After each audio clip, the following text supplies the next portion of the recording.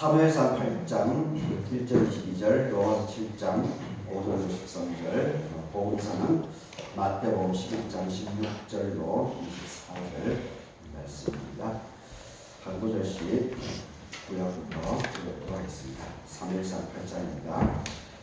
사무엘이 늙음에 그의 아들들을 이스라엘 사사로 삼으니 그들이요 사자의 이름은 아비야라. 그들이 브엘사바에서 사사가 되리라. 그의 아들들이 자기 아버지의 행미를 따르지 아니하고 이익을 따라서 뇌물을 받고 판결을 굽게 하리라. 이스라엘 모든 장로가 모여 라마에 있는 사무엘에게 나아가서 그에게 이르되 보소서, 당신은 늙고 당신의 아들들은 당신의 행위를 따르지 아니하니 모든 나라와 같이 우리에게 왕을 세워 우리를 다스리게 하소서 한지라. 우리에게 왕을 세워 우리를 다스리게 하라 했을 때에 사무엘이 그것을 기뻐하지 아니하여 여호와께 기도하네. 여호와께서 사무엘에게 이르시되 백성이 너에게 한 말을 다 들으라. 이는 그들이 너를 버림이 아니고 나를 버려서 자기들의 왕이 되지 못하게 함이니라. 내가 그들을 애굽에서 인도하여 낸 날부터 오늘까지 그들로 모든 행사로 나를 버리고 달을 섬기는 같이 너에게도 그리하는도다. 그러므로 그들의 말을 듣되 너는 그들에게 온히 경고하고 그들을 다스릴 왕의 제도를 가르치라. 사무엘이 왕을 요구한 백성에게 여호와의 모든 말씀을 말하여 이르되 너희를 다스릴 왕의 제도는 이러하니라. 그가 너희 아들들을 데려다가 그의 병거와 말을 어거하게 하리니 그들이 그 병거 앞에서 달릴 것이며 그가 또 너희의 말들을 데려다가 향로 만드는 자원을 삼을 것이며 자기 밭을 달게 하고 자기 추수를 하게 할 것이며 자기 부리와 병거의 장비도 만들게 할 것이며 그가 또 너희의 딸들을 데려다가 향료 만드는 자와 요리하는 자와 떡 굽는 자로 삼을 것이며 그가 또 너희의 밭과 포도원과 감람원에서 제일 좋은 것을 가져다가 자기 신하들에게 줄 것이며 그가 또 너희의 곡식과 포도원 소산의 11조를 거두어서 자기의 관리와 신하에게 줄 것이며 그가 또 너희의 요리와 가장 아름다운 소년과 나귀들을 끌어다가 자기 일을 시킬 것이며 너희의 양떼의 10분의 1을 거두어가리니 너희가 그의 종이 될 것이다. 그날에 너는 너희가 택한 왕으로 말미암아 부르짖되 그날에 여호와께서 너희에게 응답하지 아니하시리라 하니 백성이 사무엘의 말 듣기를 거절하여 이르되 아니로소이다. 우리도 우리 왕이 있어야 하니 우리도 다른 사람들 같이 되어 우리의 왕이 우리를 다스리며 우리 앞에 나가서 우리의 싸움을 싸워야 할지니라 하니라. 사무엘이 백성의 말을 다 듣고 여호와께 아뢰매 여호와께서 사무엘에게 이르되 그들의 말을 들어 왕을 세우라 하시니 사무엘이 이스라엘 사람들에게 이르되 너희는 감히 성읍으로 들어가라 하라. 아멘. 로마서 7장입니다. 우리가 육신에 있을 때에는 율법으로 말미암는 죄의 정욕이 우리 지체 중에 역사하여 우리로 사망을 위하여 열매를 맺게 하였더니 이제는 우리가 운명했던 것에 대하여 죽었으므로 율법에서 벗어났으니 이러므로 우리가 영의 새로운 것으로 섬길 것이요 율법의 종에 묵은 것으로 아니할지니라. 그런즉 우리가 무슨 말을 하리요? 율법이 죄냐? 그럴 수 없느니라. 율법으로 말미암지 않고는 내가 죄를 알지 못하였으니 곧 율법이 탐내지 말라 하지 아니하였다면 내가 탐심을 알지 못하였느니라. 그러나 제가 기회를 다스려 계명으로 말미암아 내 속에서 온갖 한심을 이루나니 이는 율법이 없으면 죄가 죽은 것이니라. 전에 율법을 깨닫지 못했을 때는 내가 살았더니 계명이 이름에 죄는 살아나고 나는 죽었도다. 생명에 이르게 할 그 계명이 내게 대하여 도리어 사망에 이르게 하는 것이 되었도다. 죄가 기회를 타서 계명으로 말미암아 나를 속이고 그것으로 나를 죽였는지라. 일곱 번째 율법은 가독하고 계명도 거룩하고 의로우며 선하다. 그런즉 선한 것이 내게 사망이 되었느냐? 그럴 수 없느니라. 오직 죄가 죄로 드러나기 위하여 선한 그것으로 말미암아 나를 죽게 만들었으니 이는 계명으로 말미암아 죄로 심히 죄되게 하려 합니다. 아멘. 아멘. 마지막 마태복음 11장입니다. 이 세대를 무엇으로 비유할까? 비유하건대 아이들이 장터에 앉아서 자기 동물을 불러서 이르되 우리가 너희를 향하여 피리를 불어도 너희가 춤추지 않고 우리가 슬피 울어도 너희가 가슴을 치지 아니하였다 함과 같으니라. 요한이 와서 먹지도 않고 마시지도 아니하며 그들이 말하기를 귀신이 들렸다 하더니 인자는 와서 먹고 마시네 말하기를 보라 먹기를 탐하고 포도주를 즐기는 사람이요 세리와 죄인의 친구로 당하니 지혜는 그 행한 일로 인하여 옳다함을 얻느니라. 예수께서 권능을 가장 많이 행하신 고울들이 회개하지 아니하므로 그때에 책망하시되 화 있을진저 고라시나 화 있을진저 벳세다야 너희에게 행한 모든 권능을 두로와 시돈에게 행하였더라면 그들이 벌써 베옷을 입고 죄에 앉아 회개하였으리라. 내가 너희에게 이르노니 심판날에 두로와 시돈이 너희보다 견디기가 쉬우리라. 그러나 내가 하늘에까지 높아지느냐 문부에까지 낮아지리라. 네게 행한 모든 권능을 소돔에서 행하였으면 그 성이 오늘까지 있었으리라. 함께 듣습니다. 내가 너희에게 이르노니 심판날에 소돔 땅이 너보다 견디기 쉬우리라 하시니라. 아멘. 오늘 이 사무엘상 8장, 로마서 7장, 마태복음 11장의 본문으로 심판은 믿는 자에게, 구원은 이방인에게, 심판은 믿는 자에게, 구원은 이방인에게 있는으로 말씀을 생각해 보도록 하겠습니다. 오늘 창조절 8번째 주일입니다. 예배 참석하신 교우들 위해 하나님의 은혜 함께 하기를 바라겠습니다. 오늘 이 사무엘상 8장의 내용은 아주 유명한 본문이죠.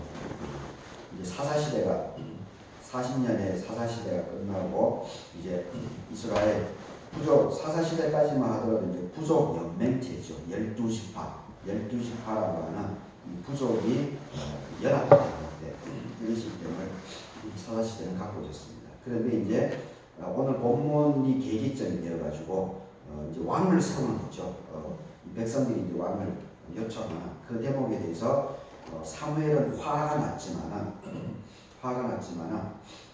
왕을 세운다는 자체가 이제 그 당시에는 하나님을 부정하는 행위로 인식되어 있습니다. 그 당시에. 그래서 이 사무엘이 이것은 이제 분노를 했지만은 오늘 사무엘상 8장을 자세히 읽어보게 되면 하나님께서 사무엘에게 그러지 말라라고 합니다. 요청을 받아들이라고 얘기를 합니다. 그러면서 이제 하나님께서 사무엘에게 해주시는 말씀이 뭐냐면은 사무엘아, 백성들이 너를 무시하는 게 아니다. 사무엘 너의 지도력을 부정하는 것이 아니고 야훼 하나님인 나를 무시하는 것이다 라고 하는 그런 엄한 얘기를 하고 있는 것을 보게 됩니다. 그리고 이 사무엘에게 또 한 가지를 얘기하는 것이 뭐냐면 왕 제도를 그들이 요청하는 것을 받아들이고 대신에 왕이 들어서게 되면은 어떻게 너희들에게 피해가 어떻게 가는지에 대해서 자세하게 백성들에게 알려주라 이렇게 하나님께서 사무엘에게 알려주는 것을 보게 됩니다. 그래서 오늘 사무엘상 8장을 계기로 해가지고 이제 사사시대 부족 연맹체 12지파 연맹체 이것이 이제 역사적으로 이제 사라져버리게 되고 사울 힘이 없었던 베냐민 지파의 그것도 가장 열악했던 지파 베냐민 족속 지파 내에서 힘이 없었던 이 사울을 왕으로 세우게 되는 그런 역사적인 의미가 있는 그런 본문입니다. 그리고 오늘 로마서 7장에 대한 이 부분은 이 율법에 대한 것입니다. 율법이 있음으로 말미암아서 우리가 나의 잘못을 내가 욕심이 많구나, 내가 부정하구나, 내가 부모를 공경하지 않는 거구나, 이러한 것을 나의 잘못을 깨닫게 하는 매개체가 바로 율법이라는 겁니다. 그런 부분에서 율법이 참 귀하다는 겁니다. 그런데 이제 이 율법에 넘어진다는 거죠. 율법의 이 문자, 율법의 정신, 제가 누누이 얘기하는 거지만 오늘 로마서 7장에 이게 사도 바울 얘기입니다. 제 얘기가 아니고 이 율법의 정신을 제대로 잘 이어야 되는데 율법의 정신이 아니고 율법이라고 하는 그 문자, 그 문구 여기에 매여가지고 사람들을 사망으로, 죽음으로 내몬다는 겁니다. 그러면서 율법의 진정한 의미들을 제대로 알아야 된다라고 하면서 이 율법을 아주 적극적으로 그리고 긍정적으로 율법에 대한 의미들을 재해석해 주고 있는 사도 바울의 그 아주 이렇게 이 패기 넘치는 이 모습이 로마서 7장에 나와 있습니다. 그리고 이제 마태복음 11장 이 본문에는 이 세 명의 지명이 세 곳이 나오죠. 고라, 벳사다, 가버나움.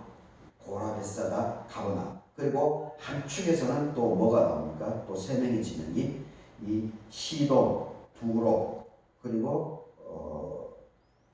소돔이 이렇게 나오죠. 대칭 축으로 세 지역씩 이렇게 대별에서 예수님의 이 비유를 들게 되는데 거기 이 세 지역이 하나님의 심판의 날에 너희들이 엄한 하나님의 문책을 받을 것이다 라고 하는 예수님께서 그렇게 열정을 바쳐가지고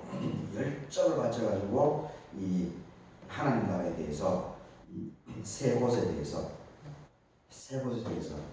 가버나움 아주 열정적으로 말을 했음에도 불구하고 이 사람들이 삶의 변화가 일어나지 않는 겁니다. 삶의 변화가. 그래서 예수님께서 이게 막 호통을 치는 그런 세제에게서 호통을 치는 그 대목입니다. 그래서 오늘 읽어가면서 한번 천천히 살펴보도록 하겠습니다. 이제 1절 보게 되면 이제 사무엘이 늙어갑니다. 늙어가는 건 어쩔 수 없죠. 이 나이가 들어가는 것은 뭐 장수도 막을 수 없다고 그러지 않습니까? 그래서 우리가 나이 들어감에 대해서 그것을 잘 받아들이고 감사하게 잘 받아들이고 이 자기 순간순간의 삶을 잘 누리는 것이 가장 복된 것 같습니다. 자꾸 나이가 들어가는 것 불평불만 하는 그건 결국 하나님하고 싸운다는 것이 아니겠습니까? 참 멍청한 거죠. 어리석은 겁니다. 나이를 들어가면서도 이렇게 그것을 잘 받아들이고 감사하게 그 세월과 함께 이렇게 흘러가는 그런 삶이 참 아름답지 않을까 생각합니다. 하여튼 사무엘이 늙으니까 이제 그렇게 유능하고 능력이 있고 이 사람도 이제 별 볼 일 없어지는 겁니다. 별 볼 일 없어집니다. 또 과거에 이제 그런 사무엘의 아름다운 것들이 기록으로 남았기 때문에 그것을 이제 우리가 도전을 하는 거죠. 그런 부분에 있어서 이 역사를 기록해 놓는다고 하는 것은 참 귀중한 겁니다. 그의 아들들을 이스라엘의 사사로 삼았다. 장자 이름은 요엘이고 차자 이름은 아비야다. 그들이 부엘세바에서 사사라 했죠. 단에서 부엘세바라고 했죠. 부엘세바는 이스라엘의 가장 남단에 있는 우리나라로 얘기하면 백두에서 한라까지 할 때 그 한라산 제주도에 비유되는 것이 이제 이스라엘에 있어서 부엘세바입니다. 가장 남방에서 사사가 되었다는 거죠. 그런데 3절을 보게 되면 그의 아들들이 자기 아버지 이 사무엘의 행위를 따르지 아니하고 이익을 따라서 뇌물을 받고 판결을 굳게 했다. 사무엘과 같이 그렇게 위대한 지도자의 자녀인데 이렇게 자녀들이 견나갑니다. 이게 사무엘 참 안타까운 거죠. 그러니까 이런 걸 보면은 참 묘한 거죠. 묘한 겁니다. 3대 가난이 없고 3대 부자가 없다라고 하는 말이 또 이런 부분에서 좀 연동되어서 이렇게 생각해 볼 수 있는 것 같습니다. 사무엘이 그렇게 유능한 분인데 자녀들은 사무엘을 따르지 않고 이익을 따라서 돈을 추구한다는 거죠. 자기 이익을 따라서 뇌물을 받고 판결을 굽게 한다. 이 판결을 굽게 하는 이것이 이제 정의가 사라지는 것이 아니겠습니까?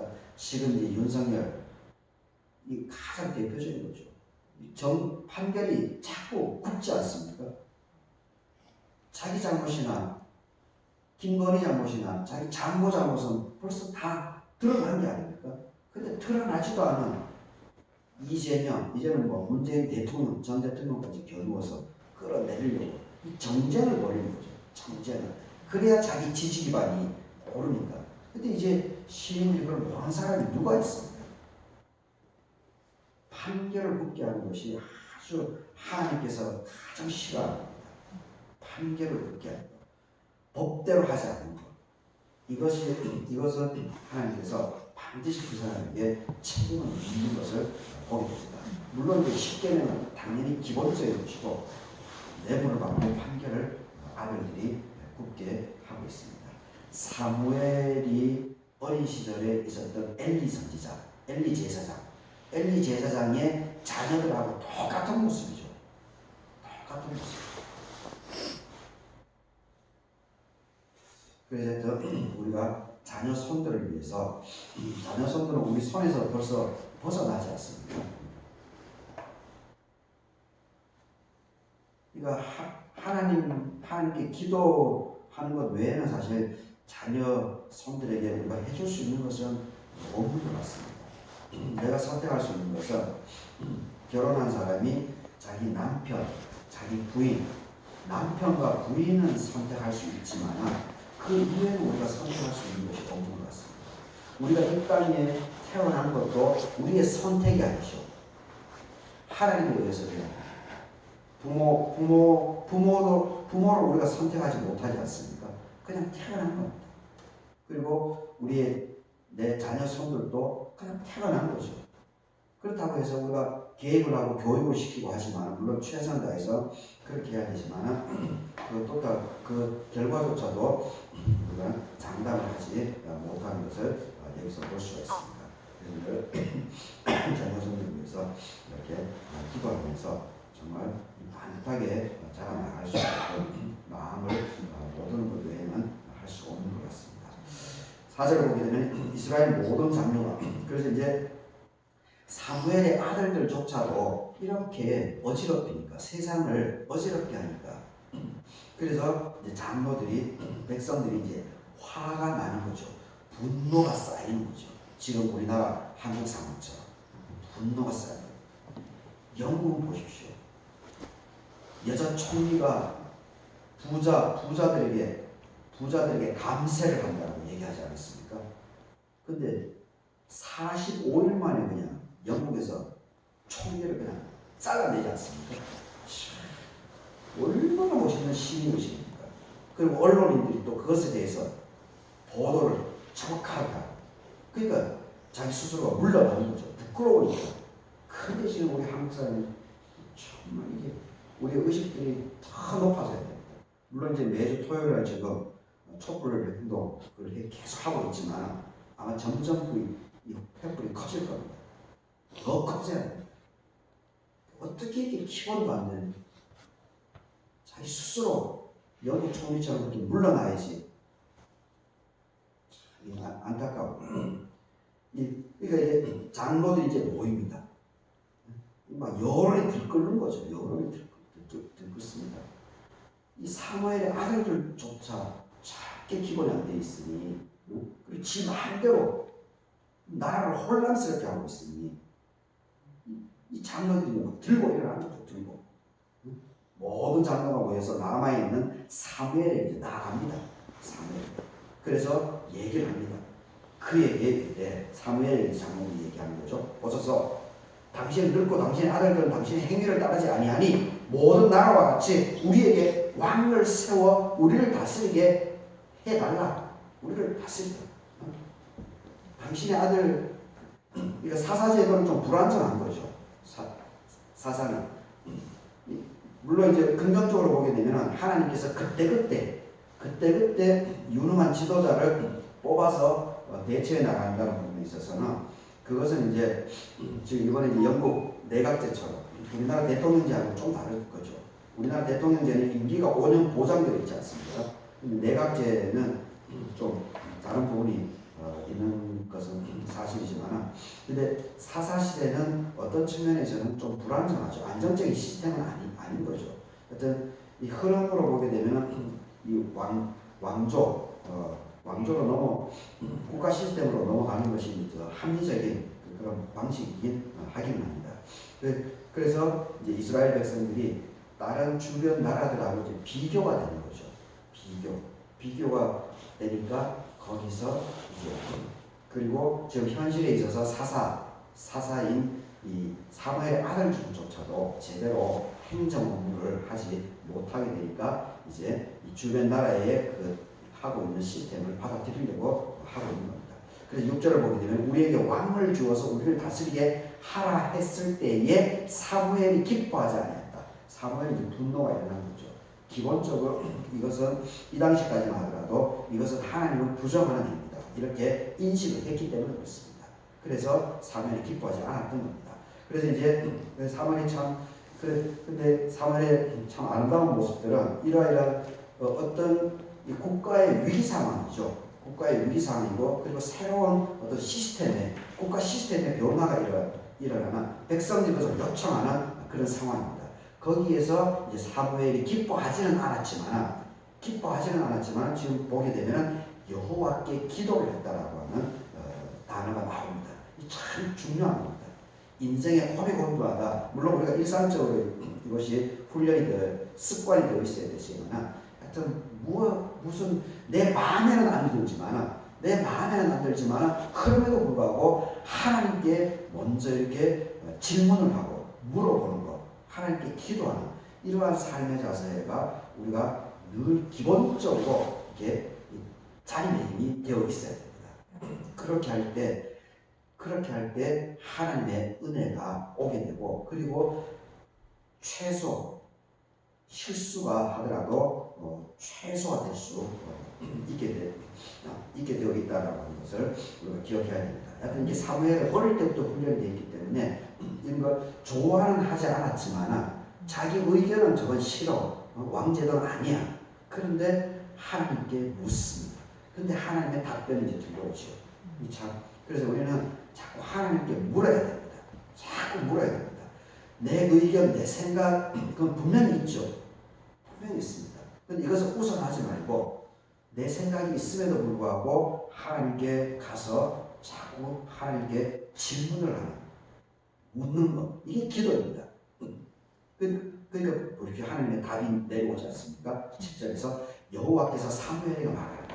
백성이 너에게 한 말을 다 들어라. 거부하지 말라. 다 들어라. 왜냐하면 그들이 사무엘 너를 보는 것이 아니라니까. 사무엘 너를 보는 것이 아니야. 하나님이 나를 버려서 자기들의 왕이 되지 못하게 하기 위해서다. 이게 이제 사무엘서에 기록되어 있는 이야기입니다. 아주 참 중요한 부분이죠. 하나님께서 이 두 가지 중에 첫 번째를 얘기합니다. 사무엘 너를 보는 것이 아니야. 하나님을 부정하는 것이다. 이렇게 얘기합니다. 또 8절을 보게 되면 내가 그들을 애굽에서 인도하여 낸 날부터 오늘까지 그들이 모든 행사로 나를 버리고 다른 신들을 섬긴 것 같이 너에게도 그리합니다. 너에게도 그리합니다. 계속 이스라엘 백성들이 좋을 때는 막 희덕대다가 조금만 무슨 일이 벌어지게 되면 어떻게 했습니까? 그 양반들이 지도자인 모세에게 막 책임전가를 다 하지 않습니까? 책임전가.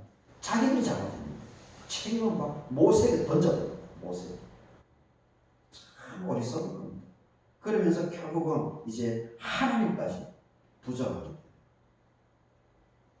됩니다. 참 인간의 기본 속성입니다.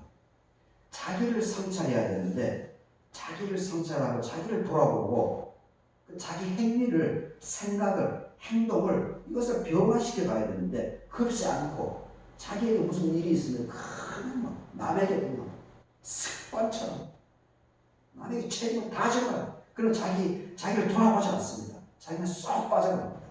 그렇게 될 때 이거는 계속 누적됩니다. 결국 누적되고 그게 적폐입니다. 적폐. 그럼 결국은 어떻게 됩니까? 어느 순간에 다 무너집니다. 쑥대밭이 되어버립니다. 그런데 아무것이 없더라도 내 자신을 늘 돌아보고 성찰하고 조금씩 이렇게 하나님께 겸손하게 사람들에게 이렇게 정중하게 그러면서 조금씩 이렇게 가는 사람들, 이런 사람들은 시간이 지나면 지날수록 눈덩이처럼 강력해지고 있습니다. 자기를 자꾸 돌아봐야 됩니다. 자기를. 그리고 남 탓하지 말아야 됩니다. 남에게 핑계대면 안 됩니다. 자기를 돌아보고 나의 내면을 하나님의 법에 맞게끔 자꾸 수정해 나가고 고쳐나가고 그렇게 하는 사람이 크게 쓰여졌습니다. 돈이 있든 없든 나이가 많든 적든 상관없이 하나님께서는 그런 사람을 언제나 아주 예의주시합니다. 그래서 핀셋 뽑듯이 그냥 뽑아서 들었습니다. 그래서 이 하나님 사무엘이 기도를 했기 때문에 하나님의 위로를 받는 거죠. 사무엘은 지금 자기를 자책을 하고 있습니다. 자책. 야, 새끼 싸가지 없이 버릇 없이 내가 누군데 직간 것이 뭐라고?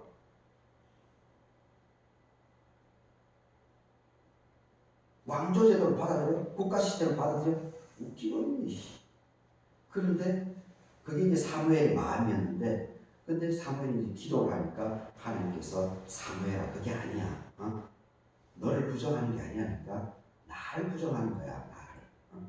그러니까 그러면 걱정하지 말라고. 그러면서 이제 9절에서 그러므로 그들의 말을 들었다. 너는 그들에게 엄하게 경고하고 그들을 다스릴 왕의 제도를 가르쳐. 엄하게 경고하고 제도를 가르쳐. 엄하게. 국가 시스템을 받아들이게 되면 왕 시스템을 받아들이게 되면 그것이 문제가 어떠한 문제가 있는지를 분명하게 엄중하게 경고를 하고 소상하게 알려줘야 합니다. 이게 하나님의 위대함입니다. 하나님은 시대의 흐름을 거부하지 않습니다. 시대의 흐름을 거부, 백성들의 아우성치는 요청 이것을 하나님께서 거부하지 않습니다. 그것을 경청합니다. 그리고 받아들이면서 그 부분에 있어서 문제가 될 부분에 대해서 그것을 정확하게 가르치고 그쪽으로 오류로 최대한 빠지지 않게끔 하는 것이 하나님의 인간에 대한 사랑을 여기서도 느낄 수가 있습니다. 그래서 늘 항상 답을 찾지 못하면 하나님께 질문을 하면서 그게 이제 하나님께 질문한다는 것이 고민을 하는 거죠. 연구를 하는 겁니다. 성찰을 하는 겁니다. 하나님께 질문한다는 것이, 기도한다는 것이. 그래서 기도를 중언부언해서는 안 되는 겁니다. 복음서에 나와 있듯이. 그리고 남들에게 자랑하기 위해서 그런 마음으로 교회에 오면은 안 되는 겁니다. 내 자신을 발견하고, 내 자신을 돌아보고, 그리고 하나님을 갈망하기 위해서 교회 나오는 것이지 폼 잡고 막 과시하고 그런 거는 절대 못 갑니다. 그리고 그런 사람은 하나님께서 기뻐하지 않습니다. 엄하게 경고하고 제대로 가르치는 참 하나님이 참 섬세하신 겁니다. 그리고 우리 인간에 대한 애정이 아주 깊은 것을 볼 수 있습니다. 그래서 10절에서 모든 말씀을 이제 여기서 11절에서부터 이제 어떤 문제점이 있는지를 얘기를 하는 겁니다. 너희를 다스릴 왕의 제도는 이러하니 그가 너희의 아들을 데려다가 병거 말을 얻어하게 하리니 그들이 그 병거 앞에서 달릴 것이다. 이게 무슨 얘기입니까? 아들들은 전쟁터로 끌려간다는 겁니다. 전쟁터로 끌려가서 죽을 가능성이 많다는 겁니다. 왕 시스템으로 하기 때문에. 왕은 나가지도 않고. 근데 사사시대는 그게 아니죠. 사사들도 같이 전쟁에 직접 참여합니다. 사사들이. 자기가 먼저 칼을 들고 사사가 먼저 앞에서 진두지휘 합니다. 근데 왕은 사무엘 다윗이 나중에 그런 걸 보게 되죠. 안정화되니까 자기는 전쟁터에 안 나갔죠. 그러니까 다윗이 어떻게 됩니까? 유혹에 빠져가지고 밧세바 그 사건이 그 충직한 우리야, 죄 없는 우리야를 그냥 자기 죄를 덮기 위해서 우리야를 죽여버리지 않습니까? 파렴치 않죠. 그 왕제도가 그렇게 된다는 거예요. 자기는 나가지도 않으면서 백성들의 그 귀한 새끼들을 전쟁터로 쫓아버린다는 거예요. 12절에도 보십시오. 아들들을 1000부장 50부장 삼을 것이고 자기 밭을 가져가는 거예요. 세금을 넣는 거죠. 세금. 추수하게 할 것이고 무기병과 장비도 만들게 하고 전쟁에 동원되고 그리고 세금을 과하게 부과한다는 거예요. 지금 국가 시스템이 없으니까 그거 안 하죠. 그래서 성전에 가서 그 헌물 그 규정에 따라 그것만 하지 세금은 내지는 않았던 겁니다. 근데 이제는 왕 시스템이 들어오면 해가지고 너희들이 계속해서 세금을 고혈을 빨아갈 것이다. 맞죠? 13절에 보게 되면은 그가 또 이제 딸들에 대한 얘기입니다. 딸들을 데려다가 향료 만드는 거, 요리하는 자, 떡 굽는 자로 삼을 것이고 밭과 포도원 감나무에서 제일 좋은 것을 가져다가 신하들에게 줄 것이며 너희 곡식 포도원 소산의 11절을 거둬서 자기 관리와 신하에게 줄 것입니다. 그것도 노비와 가장 아름다운 소년과 나귀를 끌다가 자기 일을 시킬 것이며 양떼의 10분의 1을 거두어 가리니 종이 될 것이다. 종이 될 것이다. 딸들도 마음대로 부린다. 마음대로. 노예나 다름없는 삶을 살 수밖에 없다는 겁니다. 그래서 18절 그날에 너희는 너희 태권나무로 말미암아 부르실 때 그날에 여호와께서 너희에게 응답하지 아니하리라. 응답하지 아니하리라. 악한 마음이기 때문에 아무리 기도해도 마음 자체가 벌써 은혜롭지 않는데 하나님의 은혜가 어떻게 임하느냐는 겁니다. 마음 씀씀이를 잘하는 겁니다. 19절에서 백성이 사무엘의 말 듣기를 거절하여 이르되 아닙니다. 우리도 우리 왕이 있어야 합니다. 백성들이 이제 사무엘의 지적을 받아들이지 않는 거죠. 20절에 우리도 다른 나라들 같이 우리 왕이 우리를 다스리게 하소서. 우리 앞에 나가서 우리의 싸움을 쌓아야 할 것입니다. 사무엘이 백성의 말을 다 듣고 하나님께 아뢰어서 하나님께서 말씀하십니다. 그래서 왕을 세우라. 그래서 결국 사사시대가 이제 끝나고 12지파 부족 연면체가 끝나고 이제 국가 시스템이 왜 이스라엘에게 들어오게 되었는지 이것을 아주 이렇게 자세하게